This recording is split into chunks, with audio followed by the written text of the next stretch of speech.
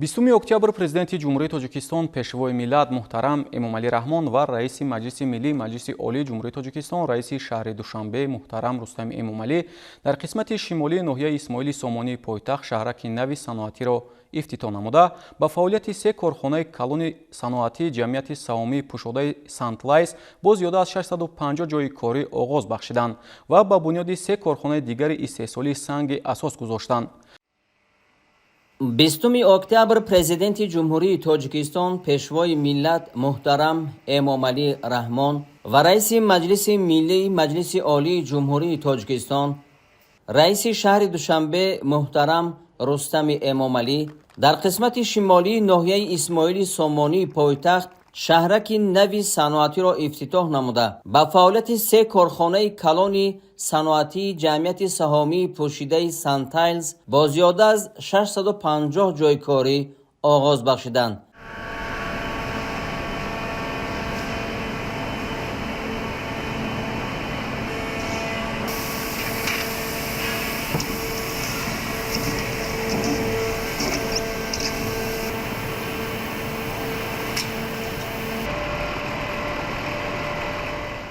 با آماده شدن سه کارخانه دیگر که سنگ اساسشان همکنون گذاشته شد، شماره کارگران در این شهرک به نزدیک 1200 کس خواهد رسید که از آنها بیش از 300 کس زنان و دختران خواهند بود. تأکید باید نمود که معاش کارگران از 4500 تا 12000 سومانی است. سنگ اساس این سه کارخانه و شهرک صنعتی نیز که در مهلت نه چندان زیاد به کار آماده شدند از جانب پرزیدنت جمهوری تاجیکستان پیشوای ملت محترم امامعلی رحمان و رئیس مجلس ملی مجلس عالی جمهوری تاجیکستان رئیس شهر دوشنبه محترم رستم امامعلی گذاشته شده بود. سه کارخانه که در شهرک نوی صنعتی به کار درآورده شد با خرج قریب 800 میلیون سومانی از جانب صاحبکاران همت بلند وطنی با وارد نمودن تجهیزات و تکنولوژی نوی ساحه و از جهت اکولوژی به ضرر و به خطر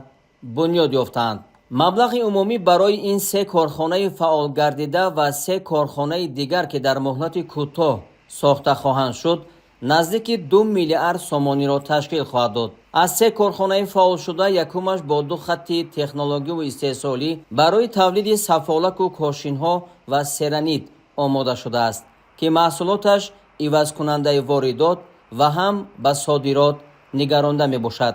اقتدار استحصال سفالک و کاشین و سرانید در کارخانه در یک سال 6 میلیون و 500 هزار متر مربع را تشکیل می دهد که 3 میلیون و 500 هزار متر مربع سرانید می باشد. طور ذکر گردید حالا همه ساله بیش از 10 میلیون متر مربع سفالک و کاشین و سرانید به تاجیکستان از بیرون کشور وارد می شود و اکنون زیاده از 65% طلبات کشور به این محصولات در همین یک کارخانه قانع کرده می شود. در کارخانه سفالک و کاشین و سرانید که محصولاتش با طرح و نمای گوناگون و نقش و نگار ملی و جهانی آرایش داده می شود از 11 نمود اشیاء خام استفاده می گردد که همه از داخل کشور با خرج نسبتاً کم دسترس می شود و این عامل باعث کاهش یافتن ارزش اصلی محصولات و ارزان شدن نرخ آن در بازار می گردد.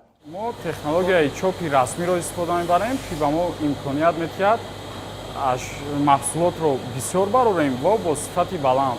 در کارخانه ما نقش و نگار ملی را از نوسازی کرده در سفالک‌های خود در برابر نقش و نگارهای جهانی وارد کرده ایستاده‌ایم. کارخانه مذکور با استفاده از دستگاه و تجهیزات و تکنیک معاصر استحصالی به طلبات بین المللی جوابگوی مجهز گردانده شده. در تمام خط استحصالات تکنولوژی معاصر رقمی استفاده می شود. ارزش ساختمان و آماده سازی تنها همین کارخانه 500 میلیون سومانی را تشکیل می دهد. کارخانه تشخیصگاه خود را دارد که در آن از جمله 40 زن و دختر با استفاده از تجهیزات پیشرفته صفت اشیاء خام و هم محصولات تیار و مطابقت آن را به طلبات استانداردی سنجش میکنند. در این تشخیصگاه همچنین امکان است که تمام معدن‌های کوهی دیگر نیز سنجیده شوند. در آزمایشگاه 12 نفر لابورانت و مهندس کیمیاگران кор фаъолият менамоянд. Вазифаи асосии озмоишгоҳ яъне назорати воридоти ашёи хом аз қабили каулин, оҳак, санг, даламит ва дигар ашёи хоме ки воридот мешавад барои истеҳсоли сафолаки заминӣ, сафолаки деворӣ ва инчунин газоблок. Ҳамаи ҳаминро хусусияти физика химиёвӣ ва химиёвии онро муайян менамоем. баъд аз муайян намудани ашёи хом ҳар соата маҳсулоти тайёр намунагирӣ гирифта мутобиқи гост ҷавобгӯ будан ё набудани маҳсулотро хулосабарорӣ намуда пешниҳод менамоем. таҷҳизотҳое ки барои муайян намудани хусусиятҳои физика-кимиёвӣ ҳаст, таҷҳизотҳои аз замоновӣ мебошанд. ҳамаи инҳо аз санҷиш гузаштаанд. инчунин барои муайян намудани таҳлили кимиёвӣ таҷҳизотҳои рентгенофлуоресцентӣ истифода мебарем ки истеҳсоли Англия мебошад. дар муддати 10 дақиқа натиҷаи кимиёвии маҳсулот метавонем натиҷабардорӣ кунем. мақсади озмоишгоҳ маҳсулотҳое ки корхонаи мо мебарорад бояд ба тамоми талаботҳои ҷаҳонии стандартӣ бояд мувофиқ бошад.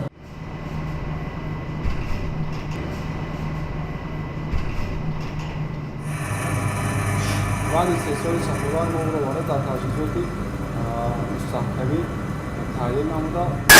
مستحکمی سفولک رو تعلیم میکنیم که این حال مستحکمی 636.4 نیوتن رو تشکیل میده و این سفولک به استانداردهای بین‌المللی و کره جوابگو است. در این کارخانه 400 نفر با کار دائمی و معاش بلند تامین خواهند شد.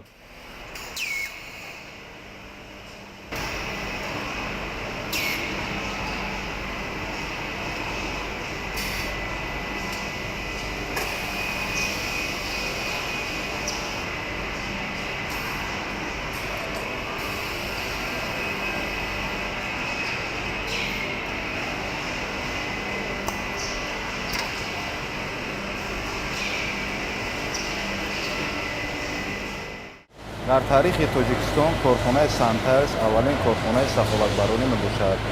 дар он технологияи муосири замонавӣ ба назар гирифта шудааст. барои омӯзондани мутахассисо бисёри мутахассисоро мо ба давлати ҷумҳурии халқии Хитой сафарбар карда аз он ҷо технологияи замонавиро омӯхта ба онҳо омӯзонда ва ба кор ҷалб кардем. ногуфта намонад дар хатти истеҳсоли сафолатбарорӣ мо аз ҷумла бонувон занҳонро бисёртар ба кор ҷалб карда ҳастем. хатти истеҳсолии сафолатҳо бо ангиз ба назар гирифта шудааст ки ин технология муосир замонавӣ мебошад.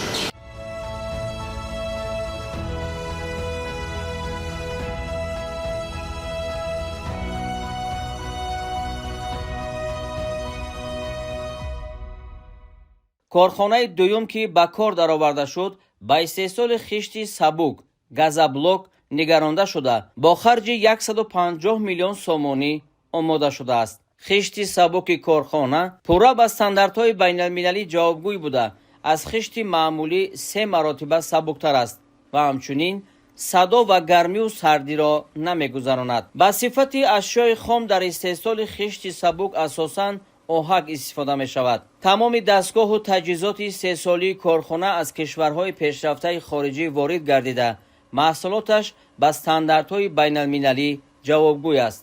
ин намуд хишти сабук низ ивазкунандаи воридот аст ва оянда ба содирот ҳам равона хоҳад шуд. иқтидори солонаи истеҳсолии корхона баробар ба 250 000 метри мукааб хишти сабук аст ки беш аз 30% талаботи шаҳри Душанберо қонеъ менамояд. хишти сабуки ин корхона дар оташ намесӯзад, гармию хунукиро намегузаронад ва арзиши аслияш паст ва нархи фурӯшаш ҳам нисбатан арзону дастрас аст. дар корхонаи хишти сабук 190 сокини маҳаллӣ соҳиби ҷои кор мешаванд.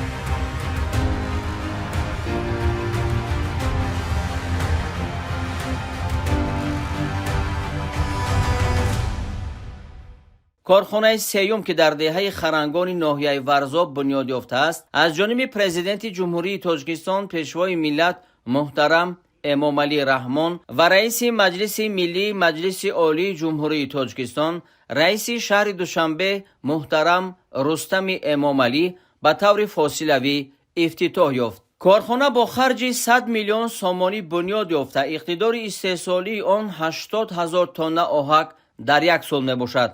дар он 60 сокини маҳаллӣ соҳиби кори доимӣ хоҳанд шуд. истеҳсоли оҳак ба таври экологӣ ва безарар ба роҳ монда шудааст. он дар корхонаҳои саноатии кишвар аз ҷумла дар бахши металлургия ва ҳам дар истеҳсоли хишти сабуки сохтмонӣ ба таври васеъ истифода мешавад.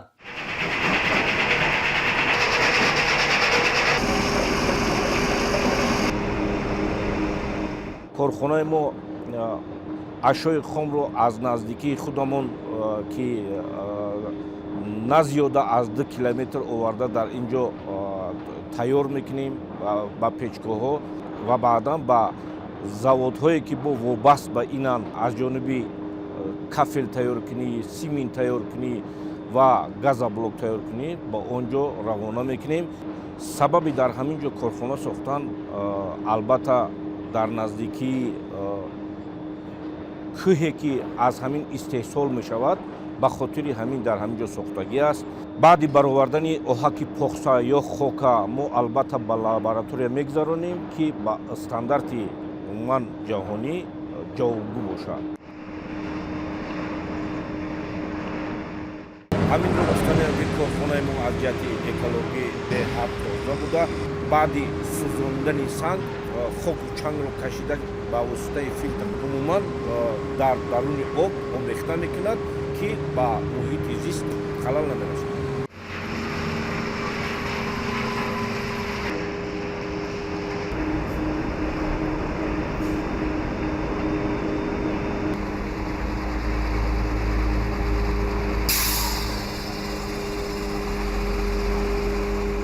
пас аз ба кор даровардани 3 корхона ва шиносоӣ бо маҳсулоти онҳо президенти ҷумҳурии Тоҷикистон пешвои миллат муҳтарам Эмомалӣ раҳмон ва раиси маҷлиси миллии маҷлиси олии ҷумҳурии Тоҷикистон раиси шаҳри Душанбе муҳтарам Рустами Эмомалӣ ба сохтмони 3 корхонаи дигари саноатӣ санги асос гузоштанд ки ҳар се бо техникаю таҷҳизот ва технологияҳои муосир ба истеҳсоли маҳсулоти ивазкунандаи воридот ва содиротӣ машғул хоҳанд шуд. ҳар се корхона ки яке барои истеҳсолу ғанигардонии кварц, дуввуми шишаҳои панелӣ ва сеюмаш барои тавлиди зарфҳои шишагӣ пешбинӣ шудаанд, як силсилаи ба ҳам алоқамандро ташкил медиҳанд, зеро аз маҳсулоти ҳамдигар дар раванди истеҳсолӣ истифода мекунанд. корхонаҳо басо калон ҳаҷм хоҳанд буд, зеро онҳо бо харҷи беш аз 1 миллиарду 100 миллион сомонӣ омода хоҳанд шуд. барои бунёди корхонаи кварц 150 миллион сомонӣ,